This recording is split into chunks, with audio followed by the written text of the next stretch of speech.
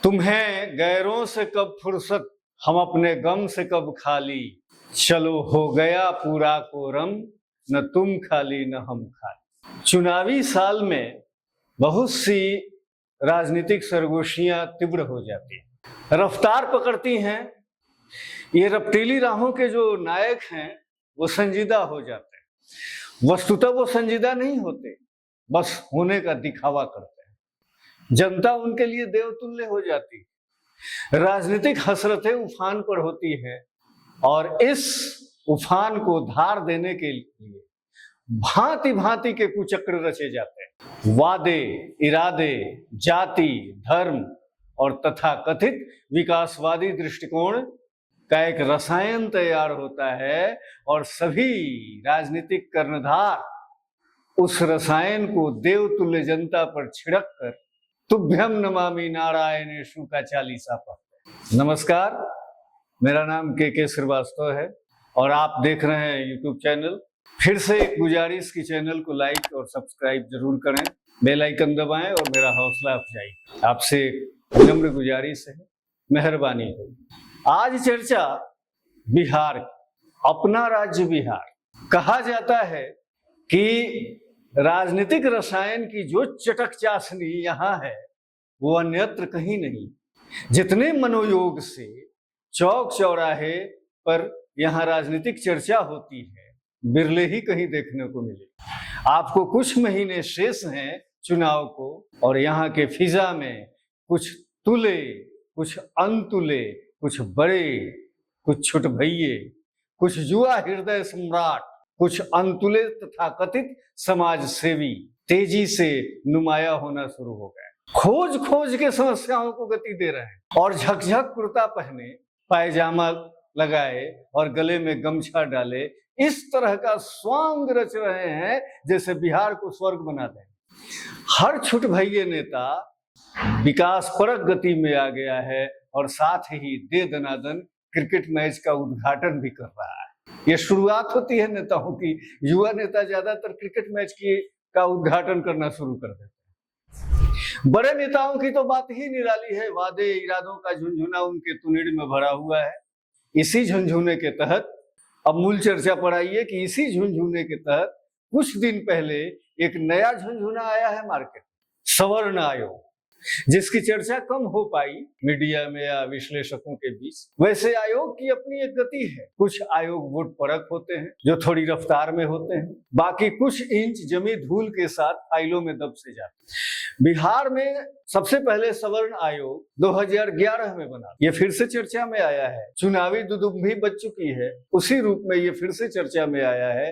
खैर, 2011 में बने इस आयोग का लक्ष्य था सवर्णों की आर्थिक स्थिति का आकलन करना और गरीब सवर्णों के लिए कुछ बेहतर करना। उद्देश्य बड़ा अच्छा था, संदर्भ बेहतर था और इस आयोग ने काम भी करना शुरू किया। 2013 में इस आयोग ने अपनी रिपोर्ट सौंपी, लेकिन उसके बाद उसकी फाइल ढुलमुल सरकार की तरह कुछ इंच धूल जमाए गतलखाने में सिसकने लगी, जैसा कि हर आयोग के साथ, हर रिपोर्ट के साथ होता है। इस आयोग ने अपनी सिफारिश में कहा, ध्यान दीजिएगा, महत्वपूर्ण चीज है कि इस आयोग ने अपनी सिफारिश में कहा कि 55% सवर्णों के आय का स्रोत कृषि, और बिहार में कृषि से क्या आय होती है ये जग जाहिर है, किसी से छिपा हुआ नहीं। यहाँ कृषि को कोई काम या पेशा समझा ही नहीं जाता, बस टाइम पास समझा जाता है। 100 साल से ऊपर हो गए जमीन सर्वे, 100 साल हो गए से ऊपर ही, और पीढ़ी दर पीढ़ी बंटवारे के कारण खेत इतने छोटे छोटे टुकड़ों में बंट चुके हैं कि समुचित खेती हो नहीं पाती और उसका लाभ मिल नहीं पाता। तो लबोलुआब ये कि 55% सवर्ण कुछ नहीं कर, बस खेती के नाम पर दंड बैठक। आयोग ने उस वक्त ये भी कहा कि इन 55% सवर्णों के पास खेती के लिए जमीन 1 एकड़ से भी कम है। अब ये आंकड़ा 2013 का है, वर्तमान में ये प्रतिशत बढ़ सकता है। इसका कारण ये है कि सवर्ण जमीन बेचने के मामले में सबसे आगे, हाथी नहीं है अब और उसका सिक्कर लेकर घूम रहे हैं। जमीन सबसे ज्यादा, हम लोग देखते भी हैं, सबसे ज्यादा सवर्ण बेचने में आगे हैं। रिपोर्ट ये भी कहती है कि तकरीबन 46% सवर्ण जमीन बेच रहे हैं। अभी ये प्रतिशत ज्यादा भी हो सकता है। आयोग क्या हम अपने आसपास ऐसी स्थितियों को देखते हैं। लोग बेच रहे हैं जमीन, जा रहे हैं बेच। 2013 में आयोग ने यह भी रिपोर्ट किया कि 49% सवर्ण बच्चे गरीबी के कारण पढ़ाई बीच में छोड़ देते। अभी क्या स्थिति है ये तो नई सिफारिश आने पर पता चलेगा। सरकारी नौकरी की चाहत और व्यापार के प्रति उदासीनता ने इनकी स्थिति को और दुरूह किया है। कुछ 1% अपवादों को छोड़ दिया जाए तो ज्यादातर सवर्ण अभी भी व्यापार वाली मानसिकता को अपना नहीं पाए हैं, आत्मसात नहीं कर पाए हैं, अभी भी उस दुरूहता से नहीं निकल पाए या सोच नहीं बदल पाए। इस कारण इनमें पलायन सर्वाधिक। धंधा बिजनेस के नाम पर प्रति कम रुझान इसका मुख्य कारण। ये जल्दी धंधा करना नहीं चाहते, इससे गरीबी बढ़ी है इस वर्ग। ये आयोग की रिपोर्ट है, मेरी नहीं। एक बात और है, जनसंख्या नियंत्रण का अनुपालन सबसे ज्यादा सवर्णों ने ही किया। विरले सवर्ण ऐसे मिलेंगे जिन्हें 2 से ज्यादा बच्चे हों। स्पष्ट है कि 2011 में ये आयोग सिर्फ खानापूर्ति के लिए बनाया गया था, राजनीतिक खानापूर्ति। आयोग ने जो सिफारिशें प्रेषित उस पर कोई काम अभी तक हुआ ही नहीं और फाइलें धूल फांकती रही, कोई असर नहीं हुआ।